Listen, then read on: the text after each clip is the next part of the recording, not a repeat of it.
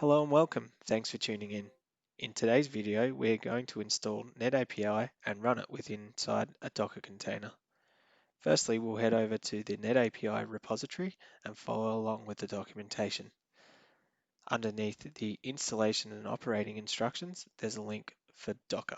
So we'll click on that link and follow along. The first step is to clone the repository onto the machine which is running Docker. In this example, I am running an Ubuntu host within my lab, which has Docker installed on it. Once we've cloned the repository, we will move into the Net API directory. The next step is to populate your Nornir inventory files with the information relevant to your environment. The examples provided here work within my lab, so I won't need to adjust these, but you will need to adjust yours. The next step is to build the Docker image. We'll copy the make build command and paste below. Okay, this is considerably faster than what it will be for you first time. Docker needs to download some images and install some dependencies and so on and so forth. So please be patient if this takes a little bit longer for you the first time. It'll eventually build the container. Okay, next we need to create a file of environmental variables which we will pass to the Docker image when we attempt to run it.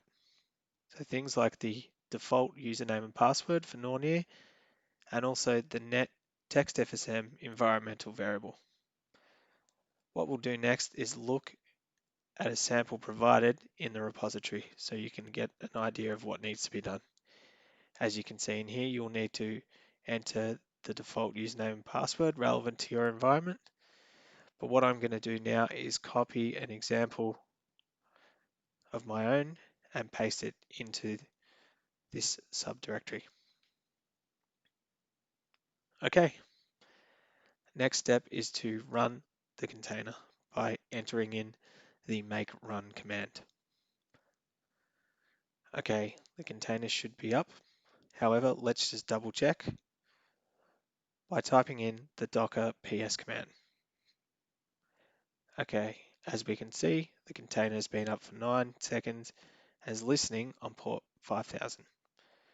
Just to prove that this is actually working, what we'll do here is confirm the IP address of my Ubuntu machine.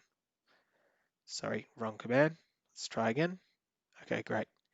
Now you can see this machine has an IP address of 10.0.0.54. So what we will do is load the web page.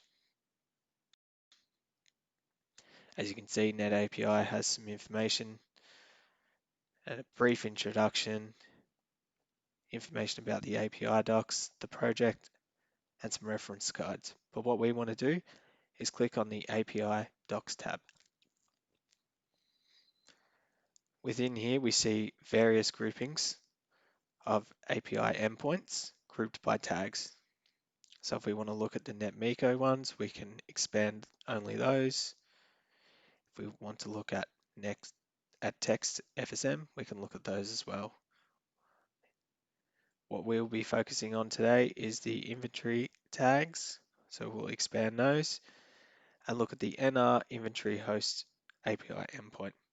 It says that it's going to return some structured data, which we can see in the example provided below. What we'll do is click on the try it out link. And as we can see here, it has returned the information about the inventory,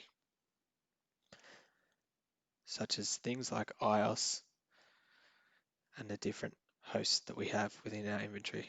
The next thing we can do is copy the request URL, which we'll do now, and we can paste that into our browser. This works well within Firefox. When we hit enter, we can see the data returned in a structured format.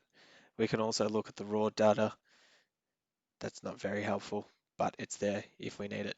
Okay, that wraps things up. In today's video, we saw how to run NetAPI inside a Docker container. Thanks for watching and goodbye.